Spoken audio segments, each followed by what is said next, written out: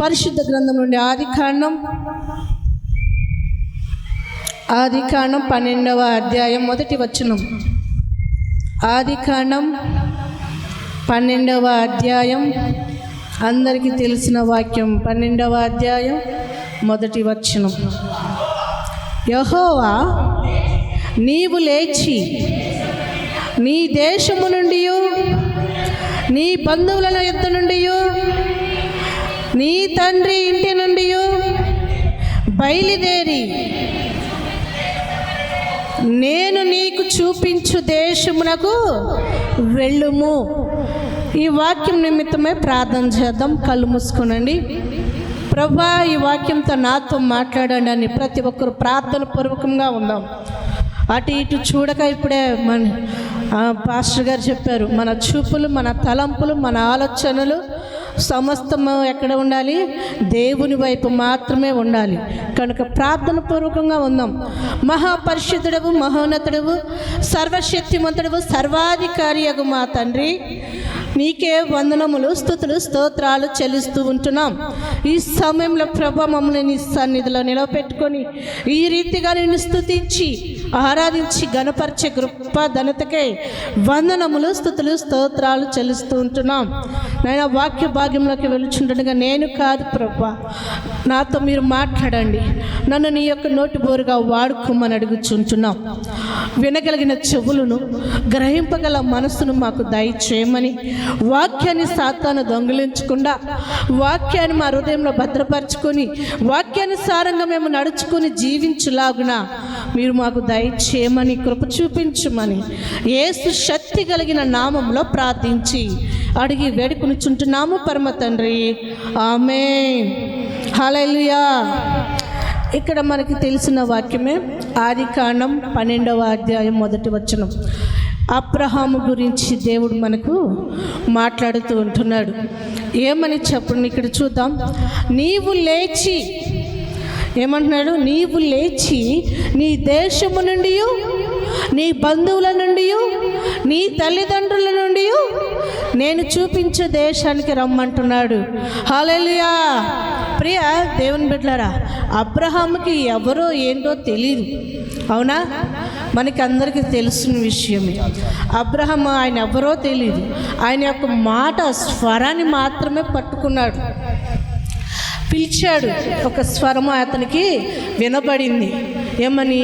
అబ్రహమా, అబ్రహమా, లే, నేను నీకు చూపించు దేశానికి నువ్వు వెళ్ళుము అని. ఎప్పుడైతే ఆ యొక్క స్వరము వినగలిగినాడో ఆ స్వరాన్ని మాత్రమే పట్టుకున్నాడు.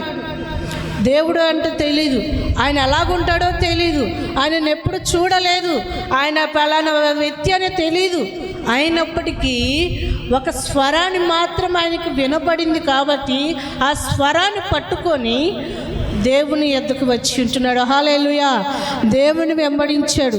మనకి కళ్ళ ముందు కార్యాలు జరుగుతున్నా మనం చెవులతో వింటున్నా ఏం చేస్తాం?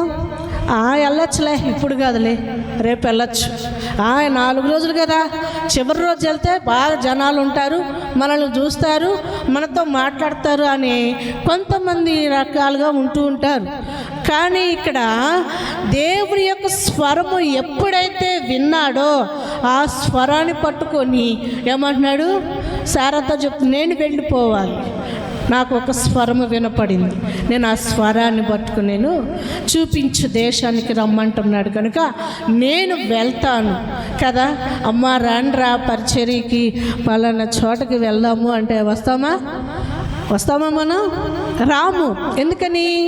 అమ్మో ఇంట్లో చాలా పనులు ఉన్నాయి, అమ్మో నా పిల్లలకి అన్నం పెట్టాలి టయానికి, లేకపోతే మా అత్తగారు చూసుకోవాలి, మా మామగారిని చూసుకోవాలి, నాకు చాలా పనులు ఉన్నాయి, కుదరదమ్మా, రేపు వెళ్దాం. మనకే మనం పోస్టులు మార్చుకుంటూ ఉంటాం. దేవుని సన్నిధికి రావడానికి, దేవుని సన్నిధిలో గడపటానికి ఆయా పనులన్నీ మనమే గుర్తుంచుకుంటూ ఉంటాం. ఇక్కడ అబ్రహాము స్వరాన్ని మాత్రమే విన్నాడు. పలానా వ్యక్తి చెప్పలేదు, పలానా ఇలాగుంటాడు అలాగుంటాడని చూడలేదు.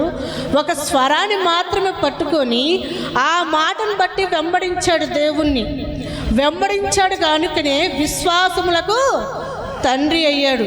మన జీవితంలో ఎన్ని అద్భుతాలు జరిగినా, ఎన్ని ఆశ్చర్య కార్యములు జరిగినా మనం ఇంకా దేవుని మీద అవిశ్వాసంగానే బ్రతుకుతూ ఉంటున్నాం. అమ్మ రాండ్రా అంటే ఏమంటాం? కొంతమంది మా ఇంట్లో ఇలాగ సమస్యతో బాధపడుతున్నారు, దేవుడు కార్యం చేస్తే వస్తాం. దేవుడు మమ్మల్ని ముడతాడా, బాగు చేస్తాడా, అయితే వస్తాం. అంతేగాని విశ్వాసంతో మనము దేవుని సన్నిధికి రాం.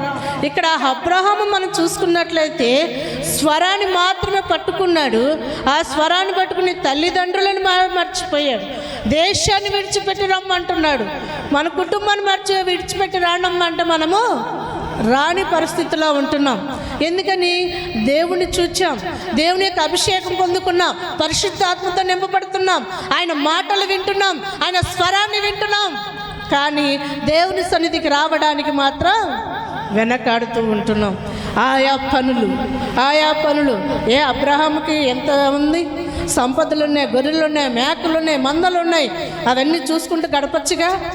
తల్లిదండ్రులు ఉన్నారు, అన్నదమ్ములు ఉన్నారు, అందరూ ఉన్నప్పటికీ కూడా వాటిని చూడకుండా దేవుని యొక్క స్వరము పట్టుకొని కదా, ఆ యొక్క స్వరాన్ని పట్టుకుని ఆయనను వెంబడించాడు కనుకని విశ్వాసములకు తండ్రి అయ్యాడు. తండ్రి అయ్యాడా లేదా? ఆ విశ్వాసములకే కాదు, మనకి కూడా ఆయన తండ్రి అయ్యాడు. అబ్రహాము దేవుడవు, ఇసాకు దేవుడవు, యాకోబు దేవుడవు అని మన ప్రతినిత్యము ప్రార్థనలో మొరపెడుతూనే ఉంటున్నాం. అంటే అనుదినము ఆయన గురించి మనము చెప్పుకుంటూనే ఉంటున్నాం.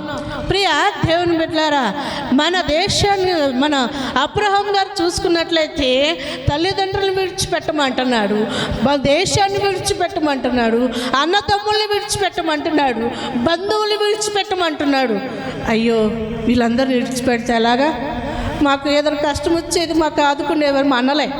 అయ్యో, నాకు రోగంతో బాధపడింది, మరి సహాయం చేసిన మా అమ్మాయి అని మనము ఇట్లా చూస్తామే తప్ప, నజరేయుడైన పరిశుద్ధాత్మ దేవుడైన మన యేసయ్య రమ్మన్నాడు అని మనం ఎప్పుడైతే నమ్ముతూ విశ్వాసంతో ఉంటామో అప్పుడు దేవుని కార్యాలు మనము చూడగలుగుతాము. హల్లెలూయా, హల్లెలూయా. అందుకే అబ్రహాము తండ్రి వైపు చూడలేదు, తల్లిదండ్రుల వైపు చూడలేదు, దేశం వైపు చూడలేదు. అయ్యో, నేను వెళ్ళిపోతే వీళ్ళని విడిచిపెట్టి వెళ్ళిపోతే వీళ్ళ పరిస్థితి ఏంటి? వీరిని ఎవరు చూస్తారా? వీరిని ఎవరు మేపుతారా? అయ్యో, వీరికి ఆహారం ఎవరు పెడతారా అని చూశాడా? చూడాలా? ఎవరి వైపు చూశాడు? ఆయన స్వరాన్ని పట్టుకున్నాడు, ముందుకు కొనసాగాడు. అందుకే విశ్వాసములకు తండ్రి అయ్యాడు. దేవుడు ఒక ఉన్నత స్థితిలోకి తీసుకువెళ్ళాడు. ప్రియ దేవుని బిడ్డలారా, అబ్రహాముకు ఉన్నంత విశ్వాసం మనలో ఉందా? చెప్పడం కాదు, క్రియలో చూపించారు. ఇక్కడ అబ్రహాము క్రియలో చూపించాడు. తండ్రితో అంటున్నాడు, నానా నేను వెళ్ళిపోతాను. ఎక్కడికి వెళ్తారా? ఎవరు పిలిచారు నిన్ను? ఆయన ఎవరో నీకు తెలుసా? ఆయన ఎలాగుంటాడో నీకు తెలుసా? ఆయనను చూసావా అని తండ్రి అడుగుతున్నప్పుడు ఏమంటున్నాడు? నేను చూడలేదు, కానీ నాకు ఒక స్వరము నా మెదడులో తిరుగుతూ ఉంది. ఆయన స్వరం మాత్రం నన్ను తీసుకువెళ్తుంది. నిజమే, హల్లెలూయా. దేవుని యొక్క స్వరము వినగలిగిన వారు ఆయనని విడిచిపెట్టి ఉండరు. నిజమే ప్రియ దేవుని బిడ్డలారా, ఆయన స్వరము వినాలి, ఆయనతో నేను మాట్లాడాలి అనే విశ్వాసంలో నమ్మకం ఉన్నవారు ఏం చేస్తారు? దేవుని సన్నిధిలో గడుపుతారు. ప్రియ దేవుని బిడ్డలారా, దేవుని యొక్క స్వరాన్ని పట్టుకొని దేవుణ్ణి వెంబడించాడు కాబట్టి ఏం చేశాడు? ఆకాశపు నక్షత్రముల కంటే ఉన్నత జనాంగమును అబ్రహాముకి ఇచ్చి ఉన్నాడు. హల్లెలూయా. నువ్వు కూడా నీ కుటుంబాన్ని, నీ దేశాన్ని విడిచిపెట్టి రమ్మన్నావు అనుకో, దేవుడు ఎక్కడ ఉంచుతాడు నిన్ను? నేను నా కుటుంబాన్ని విడిచిపెట్టా, నా తల్లిదండ్రుల్ని విడిచిపెట్టా, నా బంధువుల్ని విడిచిపెట్టా. దేవుడు నన్ను ఎక్కడుంచాడు? ఒక ఉన్నత స్థితిలో ఉంచగలిగినాడు. హల్లెలూయా. అయ్యో, నా కుటుంబం ఏమైపోతు, మా అమ్మలో అయిపోతే నేను ఉండలేను, మా నాన్న నాతో మాట్లాడకపోతే నేను ఉండలేను అన్నాను అనుకో, నేను ఈ సేవ చేయగలుగుతానా?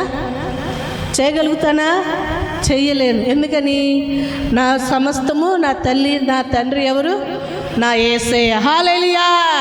కష్టం వచ్చినను, బాధ వచ్చినను, ఏ సమస్య వచ్చినను ఎక్కడుంటే దేవుడు ఎవరితో మాట్లాడతా?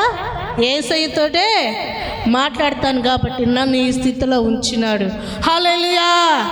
చాలామంది అంటారు, అమ్మ ఎందుకు ఒంటరిగా ఉండిద్ది, అలా రారా, వాళ్ళ అమ్మోళ్ళు రారా, వాళ్ళ తల్లిదండ్రులు మాట్లాడరా, వాళ్ళ తమ్ముళ్ళు రారా, అన్నలు రారా అని చాలామంది అడిగారు. నేను ఒకటే చెప్తున్నా, దేవుని పరిశుద్ధాత్మ సన్నిధిలో నా తల్లి, నా తండ్రి, నా సమస్తము నా యేసయ్య. ఆ తర్వాత పాస్టర్ గారు. ఉన్నత స్థితిలో చెప్తున్నాను. నేను నాకే బాధ వచ్చినా, నాకే కష్టం వచ్చినా, ఎవరు ఏది అన్నా వెంటనే నేను నా తండ్రితో మాట్లాడుకుంటా. ఎవరమ్మా ఈ రోజుల్లో తల్లిదండ్రులు ఎవరు మనకి సహాయం చేయరు. ఆపద వచ్చిన మనల్ని ఆదుకునేది ఎవ్వరూ కాదు. రక్త సంబంధికులు అనుకుంటాం, వాళ్ళు అలా వచ్చి వాళ్ళు వెళ్ళిపోతారే తప్ప మనల్ని చూసేది, మనల్ని కాచేది, కాపాడేది, నిన్ను పట్టుకుని లేవనెత్తేది ఎవరు? మన యేసయ్య. హల్లెలూయా. ఇక్కడ అబ్రహాము తండ్రి మాటకు జమదాటి ఉన్నాడు ఇక్కడ కదా. ఎంతో తండ్రి మాటకు లోబడి ఇప్పటి వరకు ఆయనకు చెప్పినట్టు రీతిగా నడుచుకున్నాడు. ఎప్పుడైతే దేవుని యొక్క స్వరాన్ని పట్టుకొని ఆయన వైపుకు వచ్చి ఉన్నాడో దేశాన్ని విడిచిపెట్టాడు, బంధువులందరినీ విడిచిపెట్టి ఆయన సన్నిధికి వచ్చినాడు. ఆయన ఒక ఉన్నత స్థితిలో దేవుడు ఉంచగలిగినాడు. దేవునికి మహిమ కలుగును గాక. అదే రీతిగా బైబిల్లో చూసుకున్నట్లయితే ఆదికాండం 6వ అధ్యాయం ఇంకొక వ్యక్తి గురించి, నోవాహు గురించి చాలామందికి తెలుసు. హల్లెలూయా. చూడండి 6వ అధ్యాయం 9వ వచనం. నోవాహు వంశావళి ఇదే. నోవాహు నీతిపరుడును తన తరములో నిందారహితుడనై ఉండెను. నోవాహు దేవునితో కూడా నడిచినవారు. ప్రియ దేవుని బిడ్డలారా, నోవాహు ఏందంట? నిందా రహితుడై. అంటే నోవాహు మీద ఏ మచ్చలేదు, ఏ నిందలేవు. దేవుని వైపు మాత్రమే చూసి ఉంటున్నాడు. ఆయన కూడా ఆకాశము నుండి స్వరము విన్నాడు. ఆ స్వరాన్ని పట్టుకొని నోవాహు ఏం చెప్పాడు? నోవాహుకి ఓడను తయారు చేయమన్నాడు. మరి మన సేవకులు చెప్తున్నారు, పరిశుద్ధాత్మ దేవుడు మాట్లాడుతూ ఉన్నాడు. మనం ఆ మాట వింటున్నామా? వింటున్నట్టే ఉంటాం కానీ వినం. వింటున్నట్టే ఉంటాం కానీ వినం. ఇక్కడ చూడండి, స్వరాన్ని పట్టుకొని అబ్రహాము ఉన్నత స్థితిలోకి వెళ్ళాడో దేవుని యొక్క స్వరము, సేవకుల యొక్క మాటలు మనం ఎప్పుడైతే విని లోబడి విధేయత కలిగి భయభక్తులు కలిగి నడుచుకుని ముందుకు వెళ్తామో మనల్ని కూడా ఒక ఉన్నత స్థితిలో దేవుడు ఉంచుతాడు. హల్లెలూయా. ఆమె చెప్పేది ఏంది, ఆయన చెప్పేది ఏంది మాకు తెలీదా? మాకు బాగా తెలుసు, జ్ఞానం ఉంది. ఎవరు మాకేమీ చెప్పాల్సిన అవసరం లేదు. ఇవన్నీ గౌరవానికి దారి తీస్తున్నది. ఎవరు ఏది చెప్పినా, దాసులు చెప్పినా, దాసురాలు చెప్పినా, పరిశుద్ధాత్మ దేవుడు చెప్పినా మనము ఏం చేయాలి? లోబడి మాటకు విధేయత కలిగినప్పుడే మనము దేవుని సన్నిధిలో ఎదగగలుగుతాం. అక్కడి దాకా ఎందుకండి, చూసుకుందాము. మరియా కానా విందులోని, అవునా, వివాహ విషయంలో దేవుడు మొట్టమొదటిగా సూచక క్రియ చేసి ఉన్నారు. ఎంతమందికి తెలుసు ఇది? కానా విందులో అందరికీ తెలిసిన వాక్యమే. అయితే అక్కడ చూడండి, శిష్యులు వచ్చారు. మరి యేసు ప్రభు కూడా అక్కడికి వచ్చి ఉన్నారు. అక్కడ ఏమైపోయింది? ద్రాక్ష రసం అయిపోయింది. వచ్చి ఎవరిని అడుగుతున్నారు శిష్యులు? ఎవరిని అడిగారు? అక్కడ మరియమ్మని అడుగుతున్నారు. అమ్మా మరియమ్మ, ద్రాక్షరసం అయిపోయిందమ్మా, మరి ఏం చేయాలి? మరియమ్మ ఏమంటుంది? ఏ తల్లే కదా, మరి తల్లి చెప్పినట్టుగా కుమారులు వినాలా వినకూడదా? వినాలి. కానీ ఇక్కడ ఏం జరిగిందో చాలా చక్కగా విన్నాం. మరి ఏమంటుంది?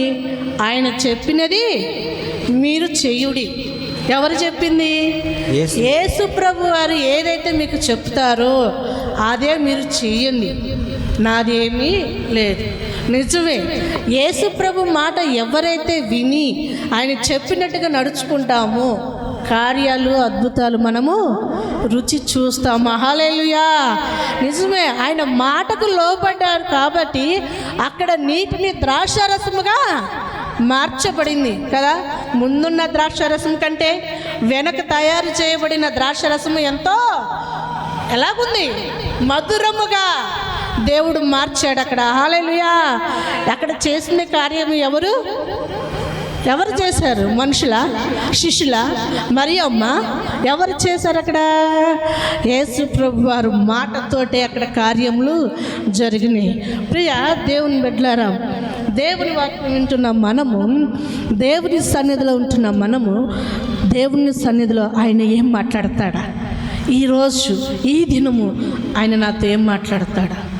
మనం ఎప్పుడైతే మన ఆలోచనలు, మన తలంపులు, మన వినికిడి సమస్తం ఆయన వైపు పెట్టినప్పుడు దేవుడు నీతో సూటిగా మాట్లాడతాడు. హల్లెలూయా.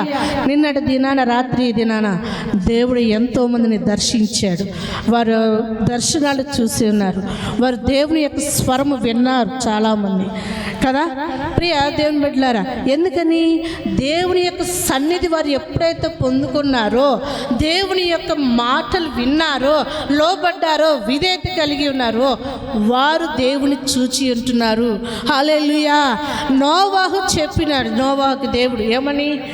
నేను ఒక జలప్రయాణం రాబోతుంది కనుక మీరు ఓడను తయారు చేయమన్నాడు. నిజమే కదా. అమ్మా నేను వస్తున్నాను రా, మీరు టీ ఏర్పాటు చేయండి అని అంటే చేస్తాం. ఇవన్నీ చిన్న చిన్నవి చేస్తాం. కానీ విలువైనది ఏదైనా చెప్పిన మాటకు మనము విధేయత కలిగి ఉండాలి. దేవుని యొక్క స్వరాన్ని నోవహు పట్టుకున్నాడు. అబ్రహాము ఏ విధంగా స్వరాన్ని పట్టుకొని దేశాన్ని, బంధువులను విడిచిపెట్టి వచ్చినాడో, నోవహు ఆయన యొక్క స్వరాన్ని విని ఎంతో భయముతోనూ కదా. ఈ రోజులో దేవుడు అంటే భయం లేదు. దేవుడు అంటే ఏదో వస్తున్నాం పోతున్నాం అన్నట్టుగా ఉంది. కానీ ఆ దినాలలో దేవుడు, అబ్రహాము, నోవాహు, మరి వీళ్ళందరూ కూడా ప్రవక్తలు కూడా దేవునికి భయపడి ఆయన నిజంగా మోషే, అహరోను అక్కడ చూసుకున్నట్లయితే అహరోను అంటాడు, నువ్వు పంపించినా ఏమని? మోషేని ఏమన్నాడు? అహరోను మాట్లాడతాడు కదా, సినాయి పర్వతం దగ్గర కనబడ్డప్పుడు, నిన్ను దేవుడు పంపించాడు మమ్మల్ని రక్షించడానికి, రక్షకుడువు నీవే అని అన్నప్పుడు దేవుని యొక్క మాటలు వినేదాకా మోషే కూడా నమ్మలేదు. నేను కాదు. నిజమే. ఆయన యొక్క స్వరాన్ని విన్నవారు దేవుని మాటకు లోబడి నడుచుకున్నట్లయితే దేవుడు మనల్ని ఒక ఉన్నత స్థితిలో ఉంచగలుగుతూ ఉంటాడు. ఇక్కడ చూసుకున్నట్లయితే నోవాహు ఏమంటున్నాడు చూడండి, నీతిపరుడను తన తరములో నిందారహితుడే, తన బంధువులో కావచ్చు, తన సంతతిలో కావచ్చు, ఎక్కడ ఉన్నప్పటికి కూడా తను ఉన్న ప్రాంతంలో కానీ నిందారహితుడు, ఏ పాపము లేకుండా, తన మీద మచ్చ లేకుండా, డాలు లేకుండా, దేవునికి విధేయత కలిగి భయభక్తులు కలిగి నడుచుకున్నప్పుడు దేవుడు మనల్ని చూస్తున్న దేవుడు నోవాహుని ఎన్నుకున్నాడు. చాలామంది ప్రజలు ఉన్నారు అక్కడ. మరి అంతమందిలో నోవాహుని ఎందుకు ఎన్నుకున్నాడు? ఎందుకంటే ప్రతి హృదయాన్ని దేవుడు చూస్తూ ఉన్నారు దేవుడు కనుక ఆయన నోవాహుని ఎంచుకున్నాడు. అందుకే చెప్పిన మాటకు లోబడ్డాడు. పడవను తయారు చేయమడు. నీవును నీ ఇంటి వారు, ఎవరెవరు? నీవును నీ ఇంటి వారందరూ ఆ ఓడలోకి ప్రవేశించమన్నాడు. నిజమే కదా. 120 సంవత్సరములు నోవాహు ప్రకటన చేస్తున్నాడు, జలప్రళయం రాబోతుంది, మారు మనసు పొందండి అని నోవాహు చెప్పుతూనే సువార్త ప్రకటిస్తూనే ఉన్నాడు. మనము రోజు కాదు, నెలల తరబడి, సంవత్సరాల తరబడి సువార్త ప్రకటించబడుతున్నా మన హృదయాలు మాత్రం కదిలించబడట్లేదు. 120 సంవత్సరములు ప్రకటిస్తూ ఉన్నప్పుడు ఒక్కరు కూడా మారకపోవడం వల్ల జలప్రళయం చేత వారు కొట్టబడ్డారు. అవునా? జలప్రళయం కొట్టుకుపోయారా లేదా? అందరూ ఎవరెవరు ఉన్నారు? ఎవరైతే ఆయన మాటకు లోబడి విధేయత కలిగి ఉన్నారో వారు మాత్రం. ఎవరెవరు విధేయత కలిగి ఉన్నారు? నోవాహు, నోవా కుమారులు, కోడళ్ళు, అవునా కదా? వారి సంతతి మాత్రమే రక్షణలో ఉన్నారు. రక్షణ అనే ఓడలోకి వారు ప్రవేశించారు కాబట్టి వారు సజీవు లెక్కలో ఉండగలిగినారు. హల్లెలూయా. Glory to God. నడుచురాపు అటిల్రా ఏందా కుంటుకుంటూ వచ్చి మామూలు నడుతుంది. దేవుని స్తుతి కలుగునగాక. హల్లెలూయా హల్లెలూయా. స్తుతి లేపు ఇంకా కాలు పైకి లేపు. దేవుని స్తుతి. అమ్మ దగ్గరకు వస్తుందా? అంతమంది దూరంగా ఉంది. అంతమంది ఇట్లా వచ్చావు రాలేదు. ఇప్పుడు బాగుందా? ఓ ఇక్కడికి వచ్చింది. ఓ దేవునికి స్తుతి కలుగునగాక. హల్లెలూయా హల్లెలూయా. కొత్తగా రాలేదు, ఇక్కడికి వచ్చింది. అమ్మా ఓ ఈడికి వచ్చింది. అంత ముందుకు రాలే. అంతమంది రాలా, ఇప్పుడు ఏడు దాకా వచ్చింది. చాలా ఇంకా పైకి లేపాలా? దేవునికి మహిమ కలుగునగాక. స్తుతి కలుగునగాక. హల్లెలూయా హల్లెలూయా. నా దేవుడు గొప్ప దేవుడా, గొప్ప దేవుడు. ఎస్ నాకు నీకేగా నా స్తుతి మాలిక, నీకే నా వేదిక. అమ్మా ఎక్కడి నుంచి వచ్చావు? తిరుమలగిరి నుంచి వచ్చావు. టీవీలో చూసి వచ్చావా? టీవీలో చూసి. ఓ దేవునికి మహిమ కలుగునగాక. హల్లెలూయా. కార్యం చేసిన దేవునికి అందరూ స్తోత్రం చెల్లిదా. స్తోత్రం స్తోత్రం స్తోత్రం. ఓ నీ ప్రయాస నిన్ను దేవుడు చూసి, నా కృపగల తండ్రి ఆయన వేదిక ఇక్కడ ఉంది కాబట్టి నిన్ను ముట్టి బాగు చేసాడు. ఇక యాగము కావు, మా దగ్గర ఉండి నువ్వు అక్కడ ఆగమయ్యేది. దేవునికి మహిమ కలుగునగాక. Oh God bless you. Oh God bless you. స్తోత్రం స్తోత్రం. ఆహా ఎంత చక్కగా నడుతుందిరా బాబు. దేవునికి మహిమ కలుగునగాక. ఏమైంది నాన్న? భయంకరంగా కళలు వస్తున్నాయి. భయంకరంగా కళలు వస్తున్నాయి. భయంకరం కళ్ళు వస్తున్నాయా? ఈసారి కళ్ళు వస్తే నా దగ్గరికి పొమ్మని చెప్పు. అది ఏవితైనా సరే నా దగ్గర రమ్మని చెప్పు. సరేనా? అనిల్ అంకుల్ రమ్మన్నాడు అని చెప్పు. చెబుతావా? ఓ తండ్రి నీకే వందనాలు ప్రభువా. నీ బిడ్డలో మీ శక్తి రిలీజ్ చేస్తున్నాను. ప్రతి పీడ కళలు యేసు నామములో తొలగిపోనగాక. మీ రక్తంతో ముద్రిస్తే యేసు నామములో ప్రార్థించి అడిగి పెట్టుకుంటున్నాను తండ్రి. ఆమేన్. God bless you. నీకేమైంది? ప్రార్థనకి ఎందుకు రాట్లా? అరికాళ్ళ మంటలు అన్నా. అరికాళ్ళ మంటలు. ఈ ముక్కు కండలు పెరిగినాయి, లోపల శ్వాస ఆడతలేదు. అప్పుడు 2 years కింద మీ దగ్గరికి వచ్చాను కదా, అప్పటి నుంచి ఇప్పటి వరకు భయంకరంగానే కళలు, ఇంట్లో తిరిగినట్టుగా, పైన కూర్చున్నట్టుగా. మా దగ్గర కొత్త పైన కూర్చున్నట్టు. ఆహా, మీ దగ్గరికి 2 years కింద వచ్చాను. అప్పటి నుంచి ఇప్పటిదాకా అయ్యే భయంకరంగా కళలు వస్తుంటాయి. మరి వస్తున్నప్పుడు దేవుని సన్నిధికి రావాలి కదా. అక్కడ గుంటూరుకి వెళ్తున్నాం అన్న. అంటే మేము మొదట ఇక్కడ ఇంతకుముందు ఉండేటప్పుడు మీ దగ్గరికి వచ్చినాం. ఇప్పుడు ఖాళీ చేసి గుంటూరుకి వెళ్ళిపోయినాం. ఖాళీ చేసే దూరం అయినా నా మాట విను. దూరం అయినా రా, వస్తాను. 50 కిలోమీటర్ల దూరం అయిన రా. వాళ్ళు ఎంత రోజు వచ్చారు? తిరుమలగిరి. అంటే నాకు అక్క నెంబర్ మిస్ అయిపోయింది అన్న. అక్క తీసుకొచ్చింది కదా, అక్క నెంబర్ మిస్ అయిపోయింది నాకు. ఇక అట్లా నాకు నెంబర్ తీసుకోండి అక్కది. అమ్మా అక్క నెంబర్ తీసుకో. ఏమన్నా మిస్ అయ్యావో నా చేతులు రివర్స్ ప్రార్థన నీకు గుర్తుపెట్టుకో. నెంబర్ మిస్ అయిపోయింది. కొన్ని రోజులు నేను దేవుని పట్టించుకోలేదు. మీ చర్చికి వచ్చాను కదా, ఒక 2-3 నెలలు వచ్చాను కదా, మళ్ళీ పట్టించుకోలేదు. దాని తర్వాత చాలా సీరియస్ అయిపోయింది. కింద పడిపోయినా.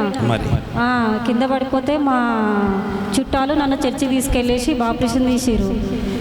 అప్పటి నుంచి ఇప్పుడు మళ్ళీ గుంటూరు చర్చికి వెళ్తున్నాను. నీ కొరకు దేవుని సన్నిధి ఇక్కడ ఉంటే ఎక్కడికో పోయి ఏం చేస్తాను? ఈరోజు బయట ఫ్లెక్సీ చూసి గుర్తుపట్టినన్నా మిమ్మల్ని. ఇక్కడ అద్భుతాలు మా నాన్న వచ్చాడు. మా నాన్న వచ్చింది. మరి మా నాన్న దగ్గర నువ్వు రావాలిగా. నువ్వు ఆయన కుమార్తె అయితే సారీ తప్పు అయిపోయింది. ఎక్కడ నాన్న ఉంటే ఆడ ఉండాలా. పిల్లలు నాన్న దగ్గరే ఉండాలా, అమ్మ దగ్గర ఉండకూడదు. అమ్మ ఎవరు? సాతానుగాడు. ఇక్కడ నాన్న ఉన్నాడు, ఆయన దగ్గరే ఉండాలా. ఓకే తండ్రి నీకే వందనాలయ్యా. నీ బిడ్డను దీవించు, ఆస్వాదించు, మంచి ఆరోగ్యం నడిపించి సండే ప్రజలు ఆరాధనకు వచ్చి కృపను గ్రహించమని యేసునామములో ప్రార్థించి అడిగి పెట్టుకున్నా తండ్రి. ఆమేన్. వెళ్ళండి, చెప్పు నా దగ్గర రమ్మని చెప్పు. Praise lord. ఏమైంది తల్లి? తలనొప్పి. ఇప్పుడు నొప్పి ఉందా? ఎక్కడో చెప్పు కరెక్ట్గా. మామిడి మీద కరెక్ట్గా ఉంది. ఈ ప్రాంతంలో ఉందా? ఉంది కదా, నిజమేనా? అరికాళ్ళు కూడా నొప్పి ఉంటుంది. అరికాలు నొప్పులు కూడా ఉన్నాయి. ఎప్పటి నుంచి బాధపడుతున్నారా? చాలా రోజులు. ఓకే. ఇక్కడ బొడ్లో కూడా ఎప్పుడు నొప్పి లేస్తుంటది నాన్న. ఇప్పుడు ముందు ఇక్కడ నొప్పి ఉంది, ఇక్కడ నుంచి బొడ్ల నొప్పి లేస్తుంది. ఇక్కడ ఇప్పుడు ఇక్కడ ఉందా కదా? ఉంది. తండ్రి నీకే వందనాలు ప్రభువా. నీ బిడ్డ కోసం ప్రార్థన చేస్తున్నా. ఇట్టి బలహీనతగా ఇచ్చిన దురాత్మ నా ప్రభువుకి ఆజ్ఞాపిస్తున్నాను. యేసు నామములో heal in the name of Jesus. మీ రక్తంలో ముద్రిస్తున్నాను. పరిపూర్ణమైన ఆరోగ్యం అనుగ్రహించండి. యేసు నామములో ప్రార్థించడానికి వేడుకుంటున్నా తండ్రి. ఆమేన్. చూడు చేయబెట్టు. పోయింది. నిజమేనా? పోయింది. మంత్రం చేశానా? లేదు. దేవుని మహిమ కలుగును గాక. హల్లెలూయా. ఎవరు ముట్టారమ్మా? దేవుడు. ఎప్పటి నుంచి బాధపడుతున్నా? ఎట్లాగా? ఎన్ని రోజుల నుంచి బాధపడుతున్నావు తల్లి? చాలా రోజు బాధపడుతున్నావు. ఒక్క నిమిషంలో మా నాన్న వచ్చి నిన్ను ముట్టి బాగు చేశాడు. దేవుని స్తుతి కలుగును గాక. హల్లెలూయా. కార్యం చేసిన దేవునికి అందరం స్తోత్రం చెల్లిద్దాం. స్తోత్రం. God bless you. Praise lord. ఏమైంది? షోల్డర్ భుజాల నొప్పులు, మోకాళ్ళ నొప్పులు, ఈ అరిపాదాల మంటలు కూడా ఉంటాయి. ఎప్పుడన్నా ఒకసారి కళలు ఏదన్నా ఆర్లుతా స్వప్నంలా ఈ మోకాలు భుజాలవే ఇప్పుడు నొప్పులు ఉన్నాయా? 2 భుజాలు నొప్పులు. మోకాలు నొప్పులు ఉన్నాయా? ఒకసారి చూడు. ఉన్నదా నీ పిల్ల చెక్ చేసుకో. ఉందా? నిజమేనా?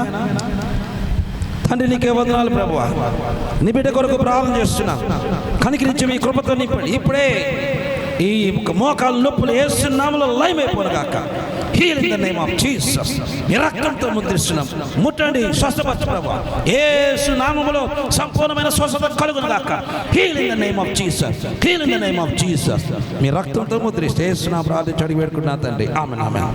పైకి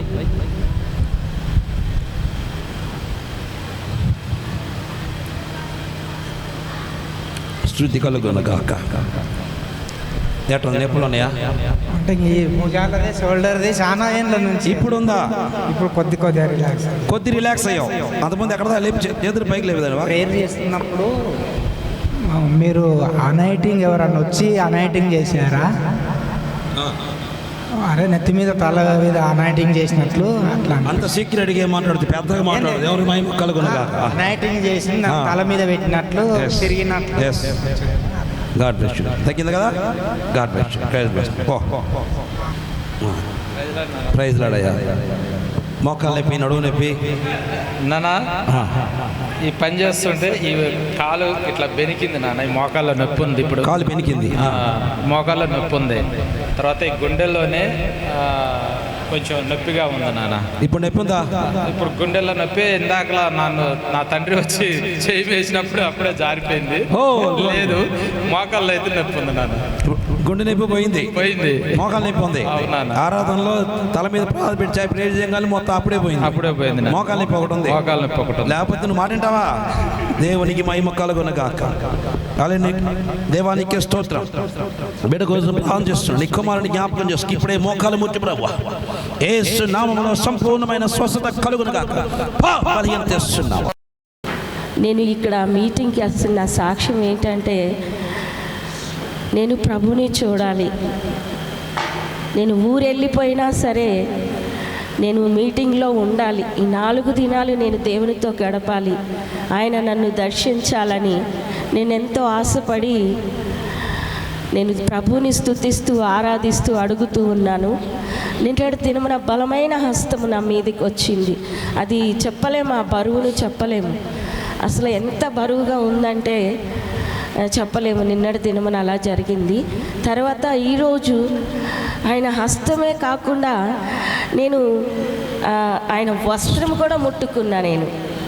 నాకైతే ఎంతో సంతోషంగా అనిపించింది. నేను చాలా సంతోషించే నేను ఆయన వస్త్రాన్ని ముట్టుకున్నాను. నా ముందు ఎవరున్నారనేది నేను చూడలేదు, కానీ బలమైన హస్తమున నన్ను తాకినప్పుడు ఆయన వస్త్రాన్ని కూడా నేను ముట్టుకున్నాను. అన్నాడు, రక్తస్రావ రోగి ఏ రీతిగా ఆయన వస్త్రాన్ని ముట్టుకుందో ప్రభువా నేను ముట్టుకోవాలా తండ్రి అని నేను ఎంతో ఆశతో ఎదురు చూసినప్పుడు నేను ఆయన హస్తాన్ని ముట్టుకుని ఉన్నాను. దేవునికి వందనాలు. అది హల్లెలూయా. దేవుడు చేసిన కార్యం బట్టి తండ్రికి స్తోత్రం చెల్లిద్దాం. దేవుని హస్తం కుమార్తె మీద పడి ఆయన వస్త్రమును కూడా చూడగలిగిందట. ఇది ప్రత్యక్షమైన సాక్ష్యం. దేవునికి మహిమ కలుగునగా. హల్లెలూయా. దేవుడు చేసిన ఈ కార్యం బట్టి ప్రభుకి స్తోత్రం చెప్పండి. స్తోత్రం స్తోత్రం స్తోత్రం.